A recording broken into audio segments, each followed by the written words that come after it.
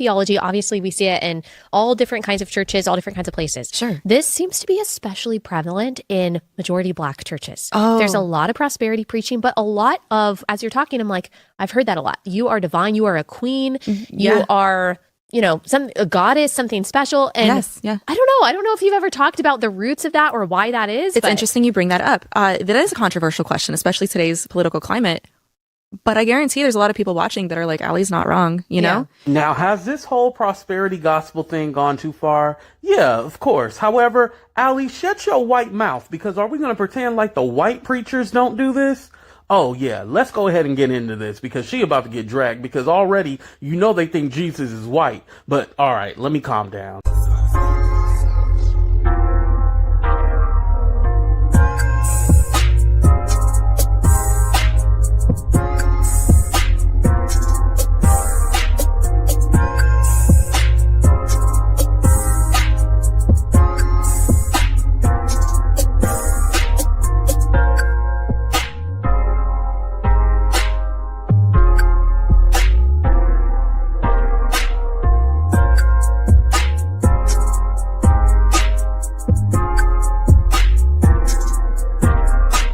Welcome to a brand new episode of Talk the Real Deal with AT2. I think my computer, is the internet skipping? Put a 1 in the chat if you can see and hear me. What's up, Beauty for Ashes? What's up, Tracy? What's up, Son? What's up, Hira? What's up, our favorite cousin, Stephanie? What's up, Amber? What's up, V? What's up, Miss Yolanda? Hello, hello, hello. Am I good? Okay. Some reason, like the videos that were playing, they were skipping to me. So I'm all like, shoot, what the hell happened? What's up, Sophia? Okay, well, let's go ahead and get started. So I wanted to play Marvin Sapp Full Context because, again, a lot of people just heard the 20K and the 40,000 and was all like, okay, he's trying to rip off the people. And now he's claiming that we misinterpreted what he said. He never said lock the doors. He said shut the doors, which I guess makes it different. But don't forget, he also says we all leaving together. We're all leaving together. So we're all leaving together means that we ain't leaving until you give or we make that 40K. So that's what I understood it to be. But let's go ahead and watch the full context of the video as well. We're going to get into Rickey Smiley and we're going to get into typeface Paula White too as well. And she's still robbing the people. Let's get into it, y'all. Close the doors for me for a quick moment. I want everybody to remain standing quickly. How many of y'all really received something from the word of the Lord tonight? Listen, when you study scripture, you will notice that whenever God did something in the lives of the patriarchs of old, the patriarchs would pause, they would set up an altar, and they would offer a sacrifice. I asked each and every one of you how many of y'all received something from the word of the Lord. Everyone in this place said these words, I did. Because of your acknowledgement of what God did in word, there is an obligation that is attached to that acknowledgement. In biblical days, they offered livestock, grain. That was a type of currency. Note, if you will, I did not say money. I said currency. And this is what God is saying for at least 1,000 of you in the building. And this is simple. I'm not going. Okay, so he's saying currency. Now, I didn't finish college, right? However, currency is money, correct? Am I crazy?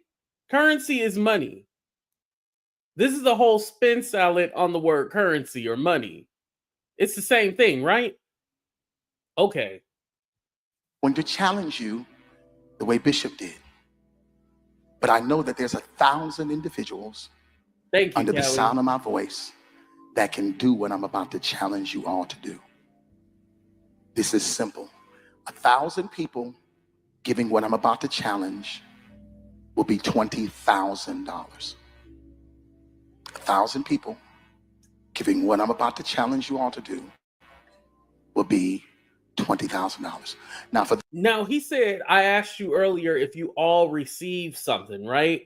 But how do we know that the something that they received was monetary or currency, in his words? How do we know the something? Maybe what they received was the word of God, right? Okay, Roxy agrees with me. Yeah. Queen Studio. Yeah, he's playing in their faces, right, Tracy? Yeah. Those of us who are on the dais, I'm taking you higher, so put it back. I'm a strong believer that leaders lead not only in time, not only in talent, but also in treasure. Leaders lead in time, talent, and treasure.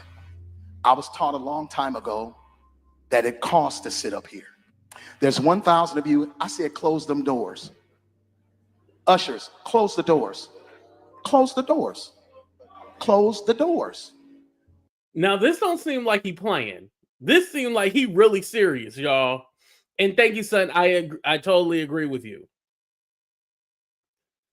But this he said, close. I told you, close the door. Like, he almost put it like, didn't I tell your ass to close them doors? That's what he wanted to say. But of course, he was in church. But that's the tone of what he's saying, basically. We ain't dumb. Come on now, Marvin. You gotta think with your brain. We know what you were saying. We all gonna lead together. Y'all ain't going no place but to the restaurant. I agree, Sophia. There's 1,000 of you tonight, and those that are watching, it's 1,000 that's watching online. This is a small seed. If I get 1,000 online to give this, if I get 1,000 in the sanctuary to give this, that's $40,000 tonight. Now, everyone up here, we've all sold and seeded, but I need everyone standing up here with me, to plant a seed of $100. Because again, it costs to sit up here. Y'all start moving. Y'all can bring it right now. Come. Even if you're giving tangibly, just put your hand take your phone and stick it on the bucket.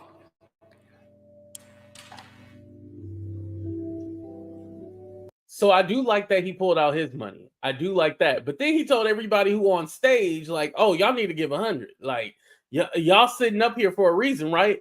Give $100.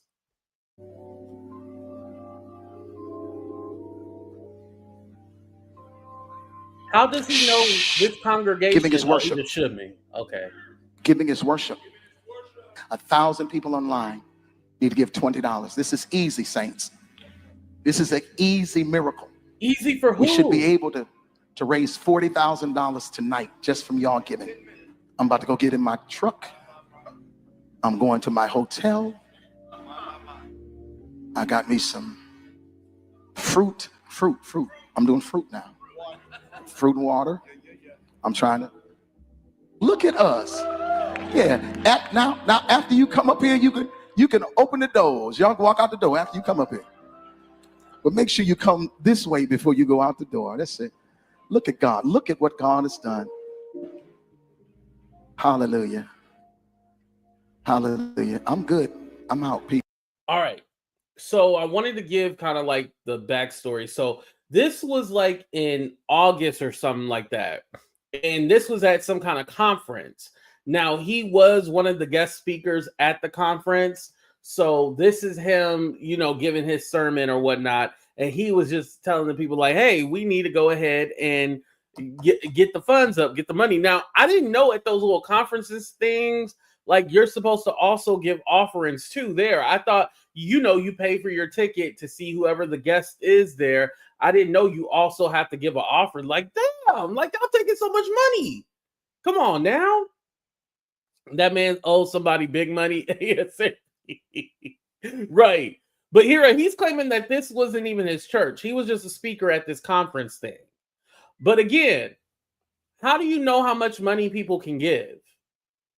How do you know? You're demanding a certain amount. Now, not give what you can. You're demanding a certain amount. And these people believe that you are of God. So they're like, I don't want to disappoint God. So I'm going to give you a certain amount of money, right? Let's go ahead and go to the Rickey Smiley interview because he explains a lot more on here. So I want to go ahead and go to that interview now. So, I don't want to misspeak for no one. I don't want to misspeak for no one. So let me go here right now. Pull this up. And please hit that like button, by the way. I appreciate you. Never would have paid it. Never would have paid it without. Instead of never would have made it, it never would have paid it. Never would have paid it, y'all. Never, never, never would have paid it. And y'all can also pay me, just like Hera did, by sending a super chat, super sticker, Cash App, PayPal, Venmo. Never would have paid it. Yeah. Hallelujah. Our next guest has been all over the internet lately, and he's here with us today to set the record straight. He's an award-winning singer, bishop, and pastor of the Chosen Vessel Church in Fort Worth, Texas.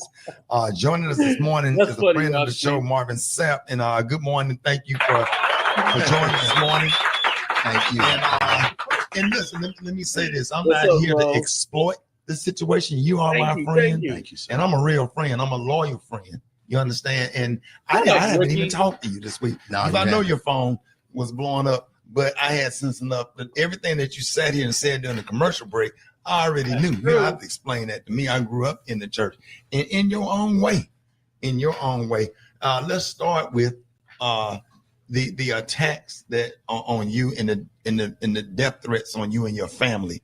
Well, let me just start. Whatever way you want to start. Let me just start by saying first, Rickey, I thank you for the. I don't condone any death threats sent to his family or his church, by the way. I just want to say that. This opportunity. Yes, sir. I thank you for the opportunity to be able to come on your show and for you to use your platform to give me a chance to just, add some context. Yeah. Some context and clarity to, a clip that, a whole lot of people have seen. Sadly, one of the things that has happened is, people have created a narrative that is absolutely not true. Number one, the narrative was created, excuse me, that I raised money at my church, that I kept the people at my church hostage until I raised $40,000 for me.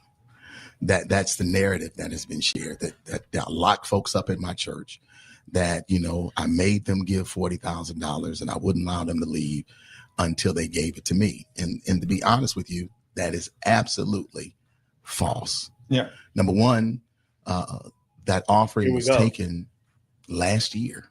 This was a service that happened last August. Number two, it didn't happen at my local church. It actually happened at a national organization's international meeting where churches from all over the country, all over the world came together for the purpose of celebrating the Lord and Savior Jesus Christ. People took issue with me saying, shut the doors. Understand, I never said lock the doors. Yeah. I said, shut the doors. Semantics. I never said lock the doors. I said shut the doors. But it's implied that we not leaving until we hit our number. And mind you, there has been stories that I have heard. Anytime I went to church, I never dealt with this, but I have heard stories where ushers will lock the doors or they'll be by the doors where they're intimidating you to give or you can't leave, right? So it's not uncommon like this thing don't happen. Shutting doors mean that people still have the ability to go in and out. They've taken issue with my tone. And I can honestly say, looking at the video, maybe I was a little more assertive than I should have been. And I can apologize for that. But three things I need to make sure that people understood. Number one, the $40,000, if it was $40,000 that was raised, was never given to me. That money was raised for the purpose of taking care of the budget for their conference, not Marvin Sapp. Number two, it didn't happen. So he's claiming that he didn't get any of that money. The money was not for him. The money was for that particular church. So he was trying to help them out. However, he doesn't even know how much money they ended up making. So where did you get that 40,000 number from? Because here's my thing. Are you just assuming that that number is that like your safe number right there? Do you know how much their rent, or maybe maybe it's paid off? We don't know how much their electricity, water. Do we know how much their bills are? You just threw a random number out there like 40,000. Come on now, let's go. Happened at my church. It happened in Baltimore. Number three, you know. People take issue with me being firm with the ushers. Anybody that goes to church, ushers one-on-one, that's the first thing they teach you as being an usher, is that there are 3 times you don't walk. You don't walk during the altar call. You don't walk during prayer. You don't walk during the offering. One of the reasons being is because of the sacredness of the moment. But it's also about security. As a pastor, we understand and we know that churches are being robbed at gunpoint. It's happening all over the country. This is not something I'm making up. This is factual. So if you got 5,000 people in the room, you want the doors closed. You don't want the doors locked. I couldn't get them locked anyway. It's a convention center. But the doors needed to be closed, and there was a lot of pandemonium and stuff that was going on out there. But he was telling people to close the door. He's talking about, oh, it's a convention. You can't really lock the doors or anything. But you're telling them to close the doors. Again, he's playing semantics with his words. Like you're literally telling me, like, we all leaving at one time. Where y'all going? Y'all going to a restaurant? Remember, that's what he said. And thank you, Shani. I appreciate the donation. Thank you. See, she passing that collection plate around. Where the rest of y'all at? Y'all can send a super chat, Cash App, PayPal, Venmo. Y'all see it. Hey, we ain't leaving. I'm just kidding. I'm messing. Well, no, I'm serious. I wanted to share that first, but that ain't even the reason why I'm here. Here's the reason why I'm here. The reason why I'm here is because what has happened is people have taken that church did, Alexa, clickbait and made something out of it that it isn't. And because of that, my church has been getting phone calls. People have called my church and cussed me out. My staff are afraid because I've received death threats over $20 and shut the door. People have come to our campus. They have come to my church to try to cause problems, issues, challenges. And again, my children, I don't look at comments. We was talking about this. You know, I don't read comments. When you got millions of. So I had looked it up. His children are actually adults. Now, I'm not saying that it's okay for. I'm such an asshole. I'm not saying it's okay, you guys. But what I'm saying is that his children are adults. Like, he's trying to pull at the heartstrings and all that. And I'm all like, come on now. Marvin, come on. Like, stop putting your kids in there. Like, please stop it. Please. Let's go ahead and take a quick break real quick. We are going to, we got to pay our sponsors, by the way, a.k.a. She Paints. So let's go ahead and play the promo. As you guys see, the link is pinned up top. Make sure you guys follow She Paints on Facebook. Here we go. I know a lot of you guys have been wondering, who is She Paints? Where does she come from? Well, she is a Jill of all trades. She's literally an artist, a painter, a travel vlogger. Get to know She Paints on Facebook. She's actually going to Europe. You get to see London, Paris, Amsterdam, the world through her eyes. Have you ever been afraid to travel the world and been like, oh, I don't know how this is? Well, you have your opportunity to see how it is through the eyes of She Paints. Make sure you guys follow her on Facebook right now because you don't want to miss her journey through Europe. You are going to be in for a treat. I promise you that. Wait, who said rent is due? Oh, yeah, it is the first. By the way, I know some of y'all, it's April Fool's. I didn't want to tell y'all no April Fool's joke. Like, I was all like, we in some serious times right now. I ain't gonna play with my people. I know some people did like, oh, I quit YouTube or I did this or I did. I wasn't gonna play with y'all the heartstrings like that. especially because I've been through so much drama recently in the last couple of weeks. Y'all don't want to play no games with that. So, it is. Yes. Brought to you by AT2 Entertainment. Thank you, She Paints. I appreciate that. All right, let's get back to the video, you guys. The followers, you ain't got time to be reading all the comments. You just don't have it. Right. My children do. And they are afraid. And the reason being is because I'm their only parent. I'm a widower. They're afraid for my safety. So now we've had to update and increase security and all the things I've never had to do before because of the vitriol and the anger that people have shown, the things that they've said in my thread and stuff. And all of this is because of a misunderstanding. And I'm not blaming people. Let me be clear. I'm not blaming anybody. Is he really getting death threats like that? Like, it didn't make me mad. I'll say per se. It more or less made me like, oh, okay, this is what they do. Like Joel Osteen. Why do I want to say Ted Cruz? What the hell is his name, y'all? TD Jakes. Like, it makes me think of one of those people. Like, necessarily, I don't think he should be getting death threats, but is he telling us the truth or he just making this shit up? Because of their misunderstanding. I'm just saying in all you're getting, get an understanding. And if I'm sharing with you that the $40,000 that I was trying to raise, and again, I don't know if the organization got 40, 10, 20, any of it. I don't know. I'm hoping that I actually raised more money so that I can help the organization that has been such a great support to me. These people. And again, let's be clear. Not a dime of that money. Not a dime of that money came to me. Not a dime of it. And where did your money come from? I've been blessed. I've been extremely blessed. I've sold millions of records. Millions. I'm a songwriter. How much have you gotten paid from? And we on the radio live, right? How much have you gotten paid from your church? I'm just saying. Okay, so tell me Rickey, what you said. I'm gonna tell you. What people don't know is that I pastored 16 years in the city of Grand Rapids, Michigan. I founded my church. I pastored 16 years. We had a great church. Still have a great church there. 16 years of pastoring. I never got paid a dime. That's a fact. 16 years.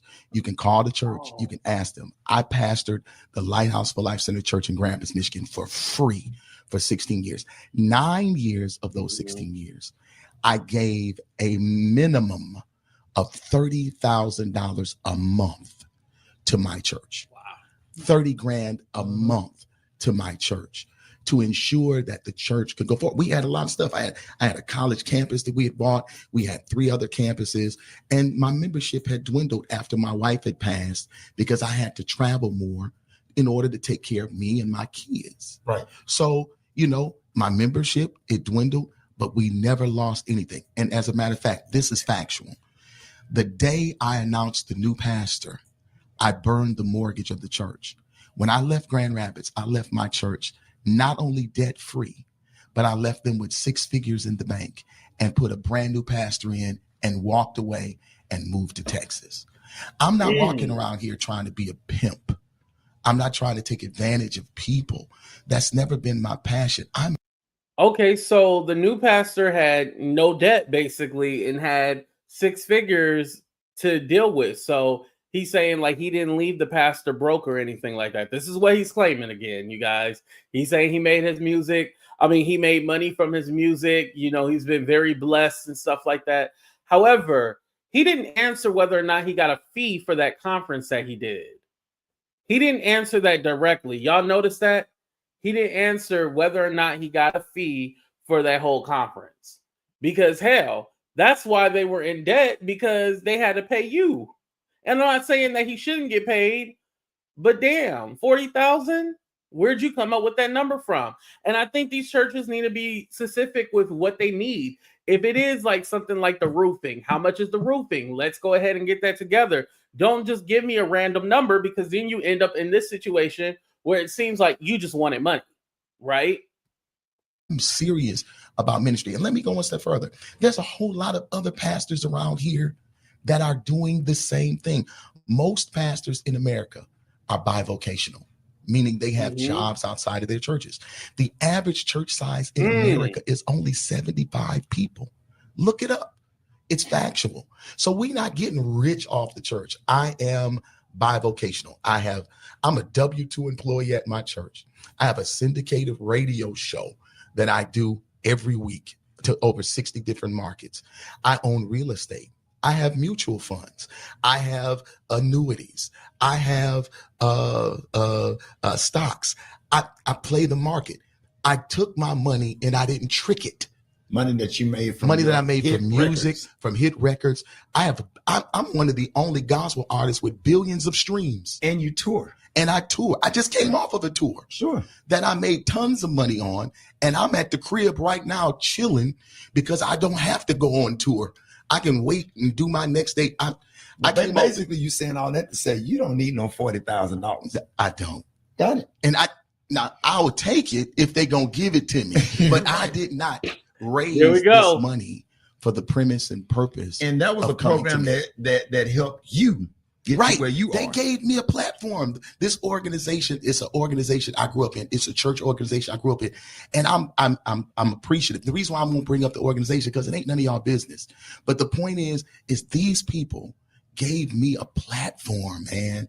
And the reason why, again, and to answer your question, V, from earlier, I have no issue with him getting the fee. Like, I think, you travel, you spend your time, that's fine.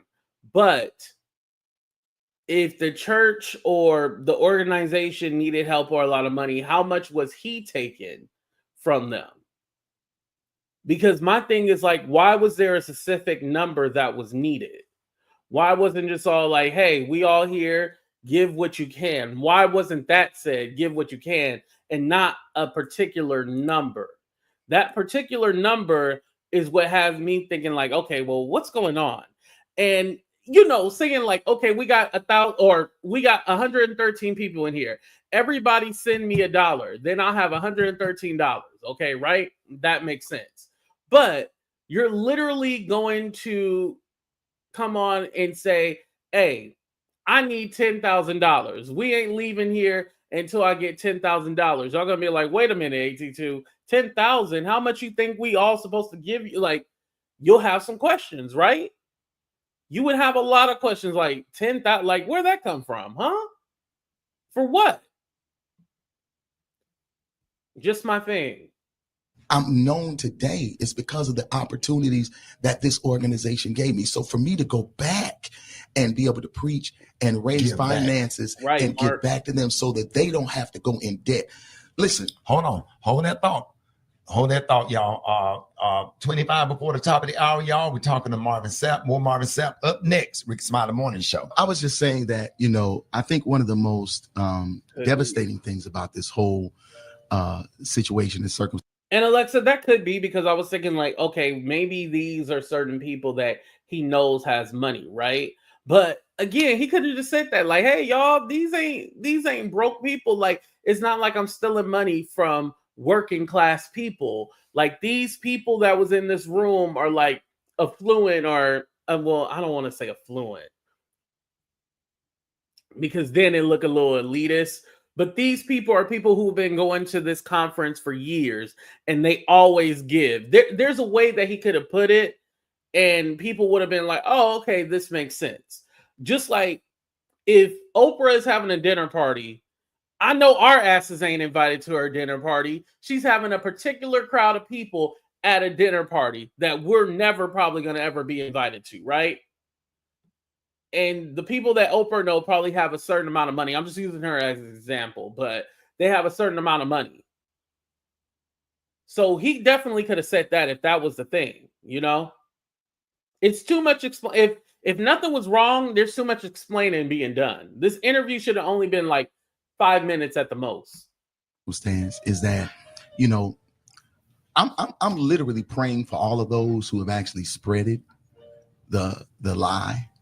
And the reason being is because I don't think people really understand that when you do things like this, the effect that it has. Like if I was a weak guy, if I was a very weak person with all of the things that people have said in my comments and stuff like that, that my members of my church have read, that my children have read, people can.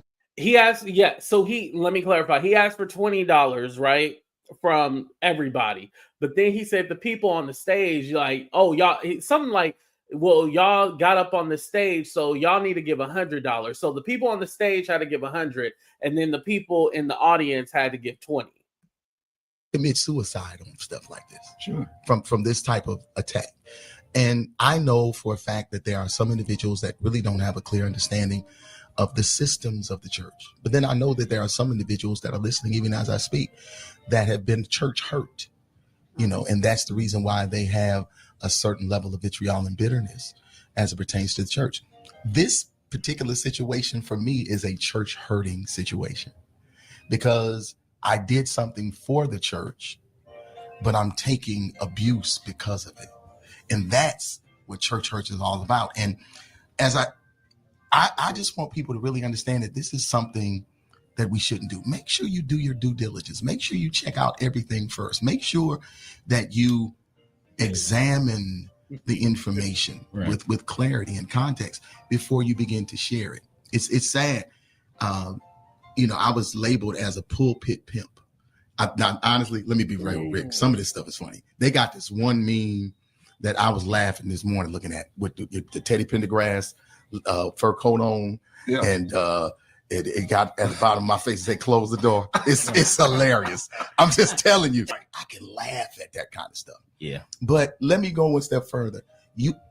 Everybody ain't able to handle that, and you all have to really, really be cognizant of it. You got to think about before you repost, before you slander, before you go in people's comments and say vile and just vitriol stuff.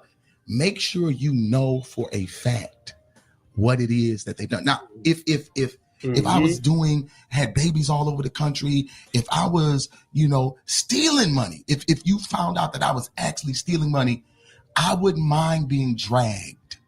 I wouldn't. But that's not what I done. And that's not what I did. The only thing I did was honor the leadership of our church's organization when they asked me to take. I've seen that, J Lux. I tried to raise $40,000 for the organization, not for me personally. Right. The money that I make, I write songs. I own businesses. I have multiple streams of income. I have been good with the money and a good steward over the finances that God has given me. So you don't have to explain. At 58 years of age, if I don't drive a certain kind of car, there's a problem. That means I tricked off my money. But you worked hard for it. I work and still work hard. And on tour and getting on planes. Absolutely. Planes, trains, automobiles, hotels, motels, holidays. And rehearsals. And singing and preaching on Sundays. And rehearsals and writing the song and producing and the hours and hours. No, it didn't happen at his church. It wasn't his. And what was your number one hits? My number one hit was Never Would Have Made It. Never Would Have Made It. 48 weeks in number one. Yeah. 48 weeks in number one. When it first came out, I sold 4 million ringbacks and ringtones. Come on, man. 4 million. Yeah. Y'all do the math. Y'all do the math. Who do you know that can work a job for 16 years and don't get paid? Who do you know that can give $30,000 a month to a church for 9 years? Do the math. Yeah. Do the math and walk away from it. This ain't about $40,000. I don't know what it's about, but Marvin, I want to be clear. Go ahead. Go ahead. You've done a fantastic job of explaining. I want to remind you, it wouldn't be so bad if few things, right? So I don't know how many things. I'm just going to list one. Shut the doors, close the doors. Repeating, shut the doors, close the doors. Saying 40,000, telling people they need to give a certain amount. Also telling the people that were on stage, well, you got on the stage, right? So y'all need to give 100, the people on the stage. Then saying, I asked you guys earlier when we started, did you get something out of this? And y'all said, yeah. Well, you need to go ahead and give $20, right? But if they're getting the word of God, that doesn't mean that they were given something monetarily. What they got out of it was probably the word, right? Or whatever they connected with or whatever you said. That's what they got from you. And so you're telling them, okay, well, you need to give then. and you're forcing them to do a certain amount. Now, here's the thing. What if they couldn't? What if they couldn't afford to give a certain amount? 20 could have broke them. 20 is probably what they needed to put in their gas tank. They can only give a couple of dollars or $5 or $10. They couldn't have gave the 20. But demanding a certain amount and saying, yeah, we're going to close the doors, that puts it in a different perspective, because you're basically implying like this isn't a choice. This is a demand, like this needs to be done or we ain't leaving up out of here. And also, I want to point something out too. How do we know this is the first time that these people have heard it? This could have happened to them before. Like I said, it's never have been done to me, but I have heard stories about people saying like, yeah, the ushers have locked us all in until we gave a certain amount. So it's not like this whole scenario isn't a real thing. And I think people are taking it like, oh, this would never happen. This ain't real. Blah. No. This is real to some people. This have happened to some people. Let's continue. In detail, you know, the you whole did better situation. than me, because I'd have been going off. No. You've done a fantastic job. Thank you, Mark. I appreciate that. Thank you. It brings to mind the saying that, you know, why run with the truth when the lie is way more entertaining? Absolutely. You know? And that's what has happened in this case. And I respect pastors who actually do the good work like you're talking about, but I think it's become real popular over the last few years for people to attack people in your position. You know, it started with the whole, you know, Creflo Dollar and the plane thing. It just became real fashionable. But our people who are attacking you, you really need to examine your own life. If you are making death threats and typing out violent kind of things like that over this situation, you really need to sit back and think about where you are in life. That says a lot about you. That's I want to say this to you, man. God just put this on my heart, and I'm nowhere in ministry as you. I just love God, and I do a praise break on the show every morning. Remember what all y'all pastors taught us, that all of this is only a test. Oh, Doc, I believe in it. How you know the pistols weren't there? I close by saying this. I'm driving down the road, and honestly, Spirit of the Lord spoke to me and said, Marvin, this is going to be a teachable moment. And I said, okay, God, well, what are you trying to teach me? He said, well, I'm trying to teach you exactly what you've been singing for years. That after this, you're going to be stronger. You're going to be wiser. Come on. You're going to be better. You're going to be so much better. And I want my church to know that, you know, I stand in integrity and that I'm here to protect the integrity of our church, the Chosen Vessel Church in Fort Worth. And while I'm here, I might as well invite all of y'all to come to University of Texas, Arlington, and be with me on Easter Sunday, because we're going to give God a crazy praise. We're going to magnify him. We're going to glorify him at 11 a.m. in Fort Worth. In the midst of all of this, you can still find room. Listen, to bring people close, to take this opportunity to use this situation to bring people closer to God. That says a lot about you. It's not about, you know, one of the things I've learned. Okay, I'm done with this one. Okay, they're just kind of just going on and on in circles. Thank you, Miss Yolanda. I appreciate that. Thank you. What's up, Mad Church Disease? How you doing? Make sure you guys follow Mad Church Disease. He's dope as hell. All right, we're going to go ahead and listen to some of Roland's video. He kind of just goes over the same videos I did. I don't want to repeat that again. So let me go ahead and pull up this video for y'all. What's up, Melanie Jones? That's her new channel right there, Mel's World 25. I know some of y'all were asking me about it still. I shared it on my community tab too, by the way. All right, so here go Roland. And by the way, I do like Roland Martin, but Roland Martin be on some bullshit sometimes. Y'all tripping over $20. This ain't no Johnny Taylor, My Last $2 song. Y'all are tripping over $20 at a religious conference where, last I checked, folk are accustomed to giving. Now, what Marvin Sapp was doing was basic math. Marvin Sapp was saying if there are 1,000 people in the room and there are 1,000 people watching, if each person sows a seed of $20, that raises $40,000 for the conference, for the convention, for the organization. On March 4th, when we had our show, and when Tiffany Lofton talked about their student association, and she said that they didn't have the money for some 30 students from Florida A&M to attend the conference, I stopped her and said, how much do y'all need? Tiffany said, I said, calculate how much and get back to me. Later, she then said, we need $39,000. I pledged $20,000. I then put it out to the more than 101,000 people who were still with us after midnight. 2:30 that morning, Tiffany called me and said they had raised $85,000. That allowed not just for the Florida A&M students to attend, it allowed for other students. Now, it also depends on the group of people that you're talking to. And it sounded like Roland was around people who have money. That makes a total difference between us and then a group of people who are used to giving money or donating to people. They have it. And Roland knew that those certain amount of people had it. So yeah, he was able to fundraise that money. I think he's talking about two different things right now, you know? Wait, what did Mo say?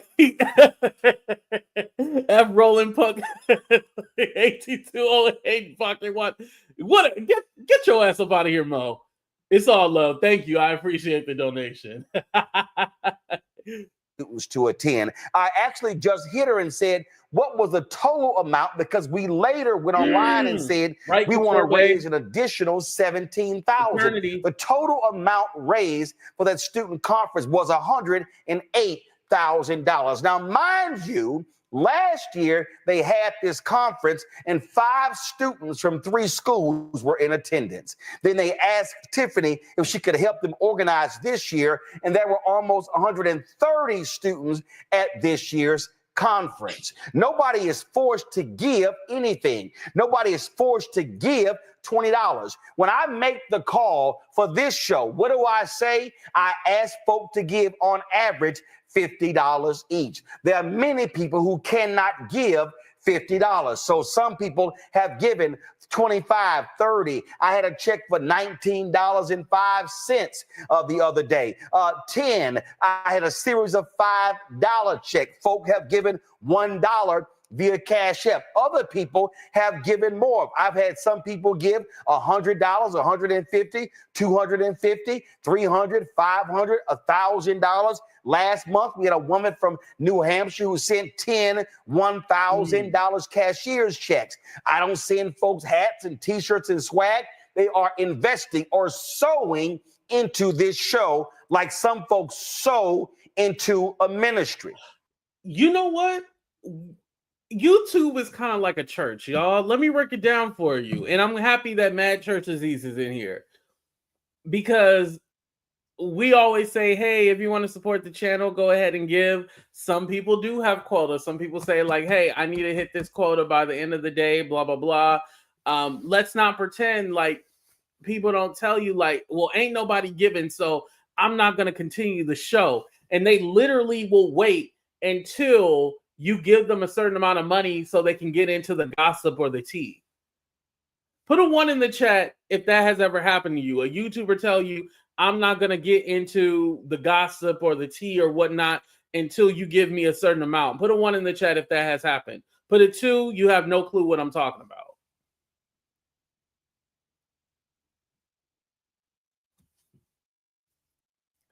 Now, if y'all gonna pretend to be stupid like y'all don't know what I'm talking about, don't make me say a name of a few YouTubers. Don't make me say no. Okay, all right. Y'all better act like y'all got some sense. What's up, Mary D? V said, I seen it too much. Yeah, we all know. And we probably thinking of the same person.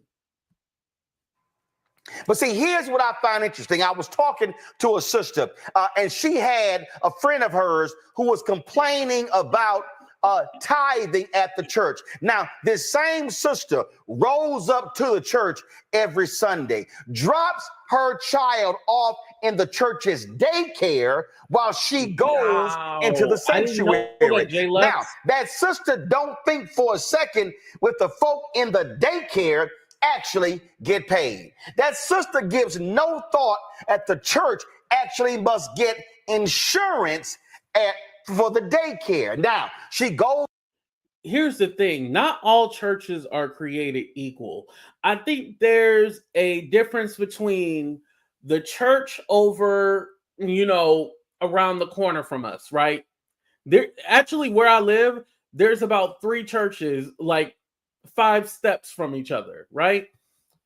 Now, those aren't big mega churches, so they probably don't have daycare. They probably don't have these other amenities that you expect. I've been to a church here where they have a swimming pool. They have different classrooms, different conference rooms. They have the main church. They even have homes on the property. It's a huge property.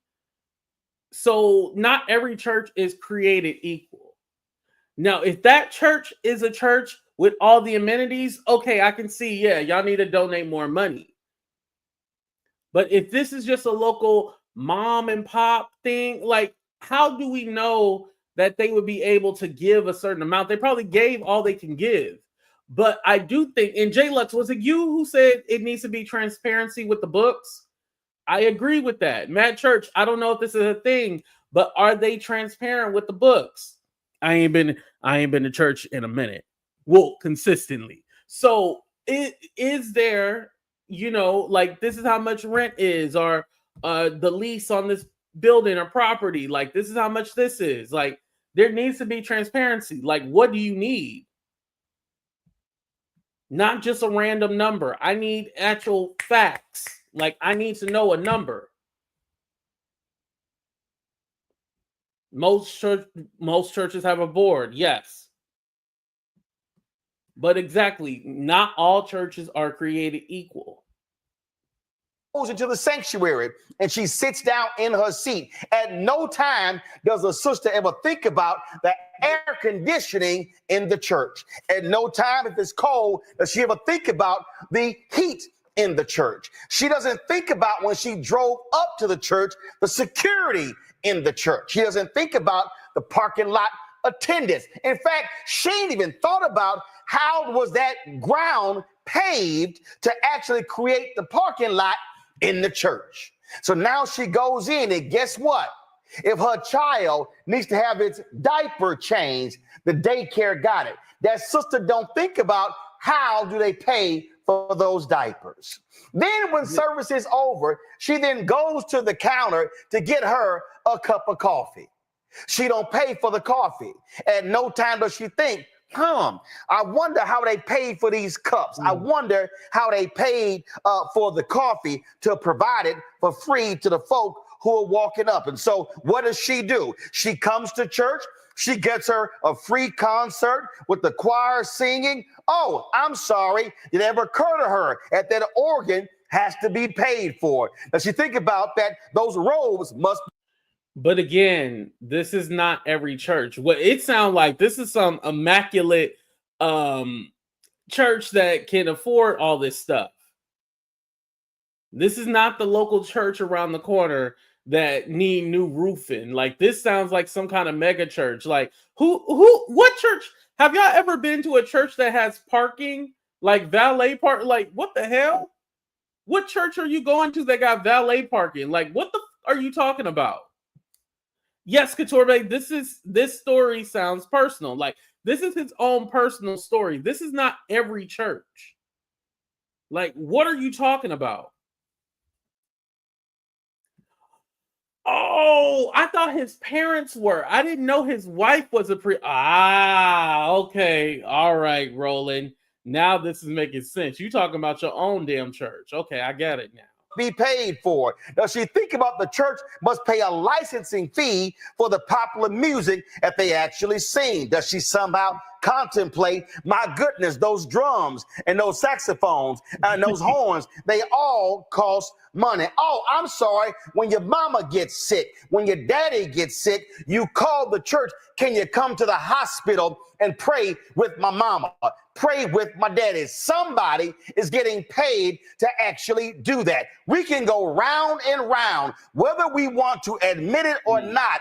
Church is indeed a business. There are costs associated with it. But I love these folk who sit here and say, Pastor, can you please pray for me? First Lady, can you pay for me? Deacons, can you pay for me?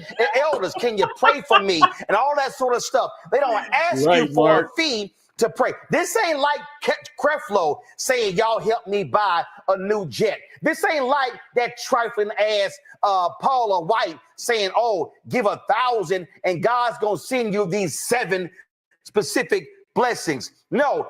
We're gonna tear her apart because we don't beat up on just black people on this channel. We gonna get the whites too. Don't worry.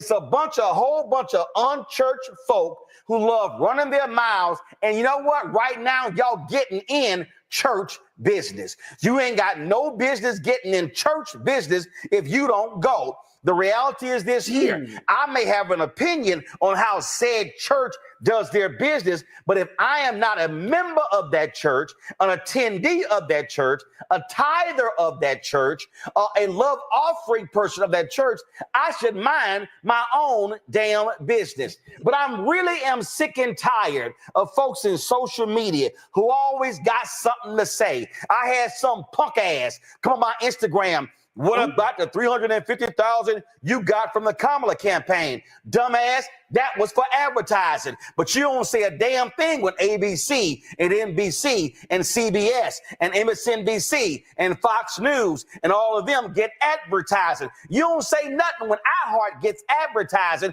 but Urban Radio, Radio 1 can't get advertising because y'all think black folks should work for free. If white folk can get advertising, we can get advertising. If white folk can tithe and give at a conference, black folk can too as well. But see, it's a lot of people who always got something to say. I heard people on social media, look at that. He's wearing that Dior jacket. He's also a prominent gospel singer, a man who records all around the world, who's made millions. Okay, I'm going to go ahead and stop it right here because basically Roland is taking this personal. He's taking this his own personal experience from what's going on. And I don't agree with him when he says, oh, y'all don't even go to that church or y'all not of the church. I'm paraphrasing. So y'all shouldn't even comment or make a comment. No. This is hit mainstream. So this is mainstream news. And if anything, obviously, I believe, here we go. I'm about to start preaching. I need hands up in the air when I say this. I feel like this was a way to bridge that gap. However, the messengers have not been doing a great job of bridging that gap because this would have been a perfect opportunity to explain like, hey, well, why don't y'all come to church or y'all go to the next conference and y'all can see how it's done. And we would love to show y'all worship with us, blah, blah, blah. This definitely could have been spun around to get more people in the churches. However, this is one of those things that pushes people away, and you have not took that opportunity to try to bring people in. Everybody seems to be getting so defensive. What are you getting defensive about, especially if you did nothing wrong?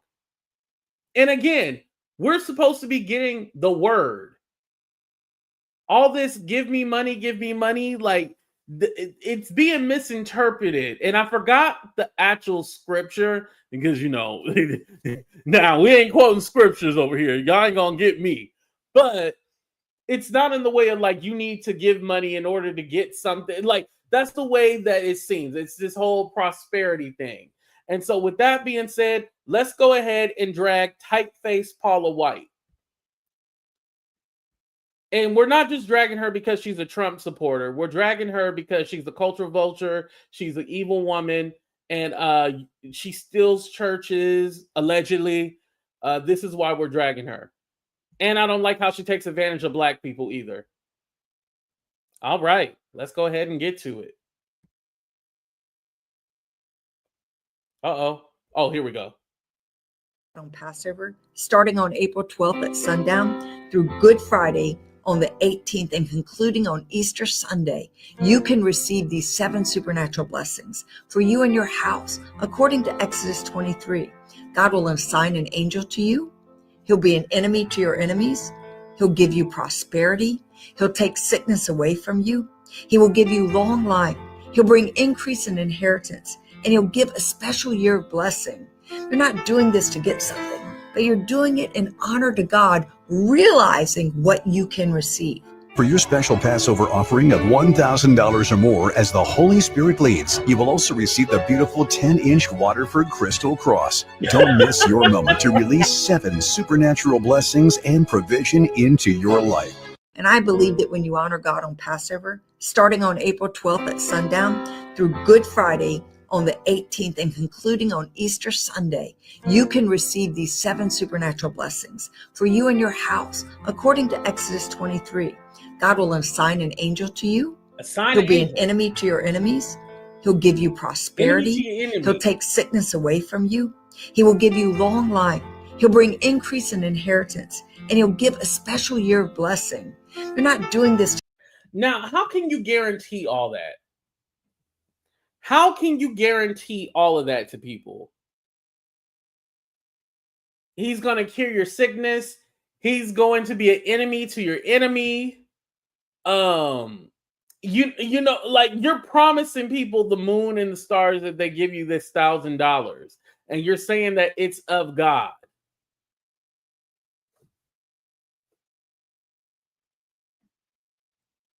And just like I played in the beginning with the white girl, her name is Allie Beth Stuckey or Stuckey, Allie Beth Stuckey, and she does this podcast, Relatable, and she's like, yeah, you know, the black churches, they do this like prosperity thing. This prosperity. Shut your white mouth when you talking about black people, because to me, Paula White is a whole white woman. Why are you not talking about her? Who's doing the whole prosperity thing? Paula White. So I was very confused, and this was like a month ago I seen this clip, but I'm not in the church sector, so I didn't talk about it. For those of you who don't know what I'm talking about, let me go ahead and play the clip one more time. I still got the clip. Here a lot of the theology, obviously, we see it in all different kinds of churches, all different kinds of places. Sure. This seems to be especially prevalent in majority black churches. Oh. There's a lot of prosperity preaching, but a lot of, as you're talking, I'm like, I've heard that a lot. You are divine. You are a queen. Yeah. You are, you know, a goddess, something special. And yes, yeah. I don't know. I don't know if you've ever talked about the roots of that or why that is. It's interesting you bring that up. That is a controversial question, especially today's political climate. But I guarantee there's a lot of people watching that are like, Allie's not wrong, you know? Now, has this whole prosperity gospel thing gone too far? Yeah, of course. However, Allie, shut your white mouth, because are we going to pretend like the white preachers don't do this? Oh, yeah, let's go ahead and get into this, because she about to get dragged, because already, you know, they think Jesus is white. But all right, let me calm down. Let's start the show, y'all. So, yeah. And so it's funny how she said that. I'm all like, wait, hold on. Peter Popoff with the water. Peter Popoff. Y'all remember when y'all would watch BET, happen to fall asleep, wake up in the middle of the night, and Peter Popoff would be selling his water? That's a white man. So I'm gonna go like, wait, hold on. Are we really serious that only the black churches do? Like, huh? Oh, that whole 700 club. Right. Yeah, the holy water. Exactly. So I'm like, are we really serious right now?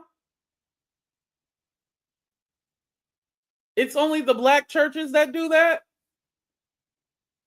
Huh? Mad Church, was this your first time hearing it? Like, this clip was like a month ago. It was a month ago. Is this your first time hearing this? Like, I was all like, is she serious right now? And I knew something told me, AT2, save that clip.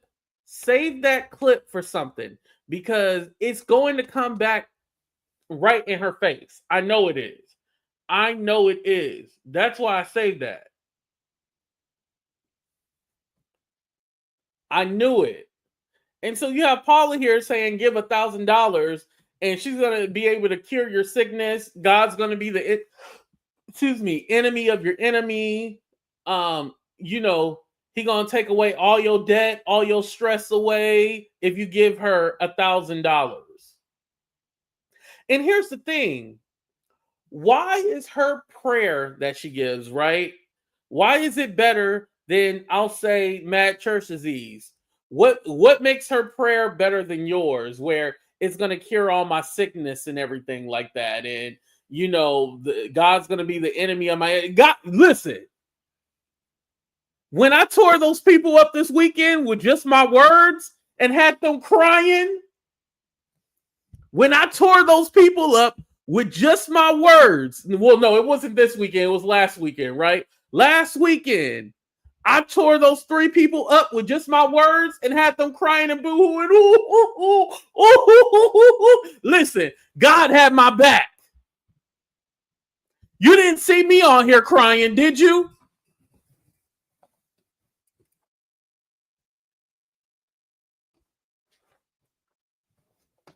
Was I crying? Did I shed a tear?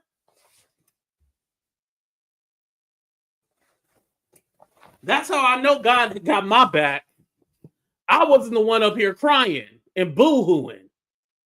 I was standing strong because I know he got my back. I was not worried about nothing. So I'm not giving Paula, even if I had the $1,000, because I ain't got $1,000 right now. But if you like to donate to the channel, you definitely can. But if I had $1,000, it definitely wouldn't go to no damn Paula. I'm sorry.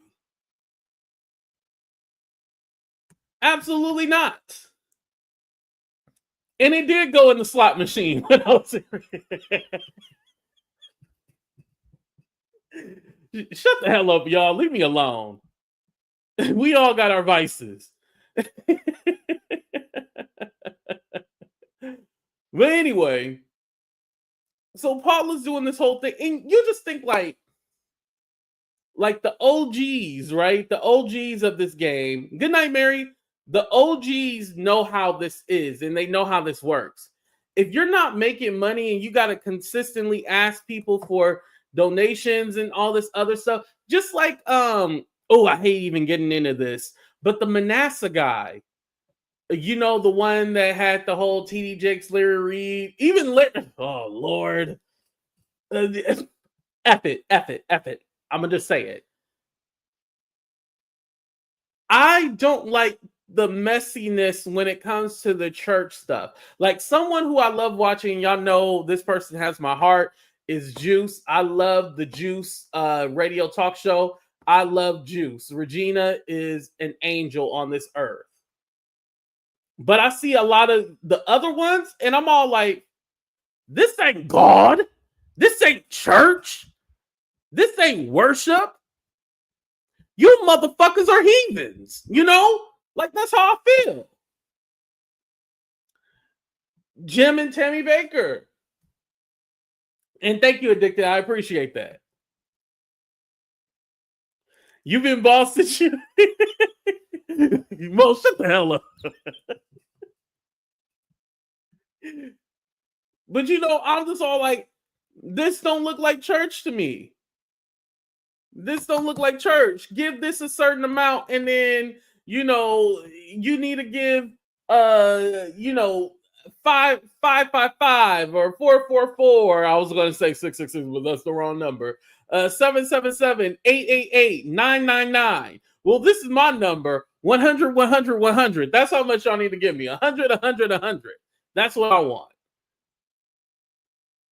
This is crazy. Like those, you need to give this amount, this certain amount. Like whatever you give, especially when it comes to me, I see it as a blessing. But for these people to be putting a certain amount, and then you see them rolling around with the jewelry, the expensive cars, the private jets. Who's the preacher that needed donations for his private jet? I forgot off the top of my head. God did not tell you that you need a private jet. Now, you could say I was blessed and highly favored, and I was able to, thank you, She Paints. I was able to get first class, but a private jet, Creflo, yeah, thank you, you guys. I see y'all. Yeah, but a private jet? A jet? Huh? Nah, I don't like none of that. All that is trash. I do not like it.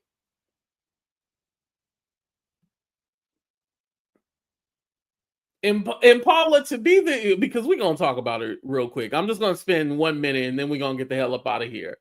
But for Paula White to be the advisor to a man that's not even a Christian, and Donald Trump has said, I love Christians, by the way. Oh, thank you, Missy. I appreciate that. Thank you. Who says he's not even a Christian? She's supposed to be the advisor for him. Well, what are you exactly telling him or teaching him or trying to help him with? Because I have not seen God at all in that man. There is no God in him. There is no God around him. So what the are you really doing? Except for trying to make sure your pockets are aligned. But hey, I'm just here to tell you my truth. I can't tell you about nobody else. You know, I tell y'all what I tell y'all. Y'all take the information. Y'all look it up yourself. Y'all ain't got to believe me. But, you know, things are really suspicious. And when they're suspicious, I believe that you should talk about them. But you guys, I'm going to go ahead and end the show right here. Let me know what you guys think about today's show. I know it was crazy. And remember, I am not in the church sector. So I know I said a whole bunch of stuff y'all might not like, but God knows my heart. Let's go ahead and check out this promo again, and then we'll get out of here. Make sure you guys follow She Paints on Facebook. Love y'all. I know everybody. A lot of you guys have been wondering, who is She Paints? Where does she come from? Well, she is a Jill of all trades. She's literally an artist, a painter, a travel vlogger. Get to know She Paints on Facebook. She's actually going to Europe. You get to see London, Paris, Amsterdam, the world through her eyes. Have you ever been afraid to travel the world and been like, oh, I don't know how this is? Well, you have your opportunity to see how it is through the eyes of She Paints. Make sure you guys follow her on Facebook right now because you don't want to miss her journey through Europe. You are going to be in for a treat. I promise you that.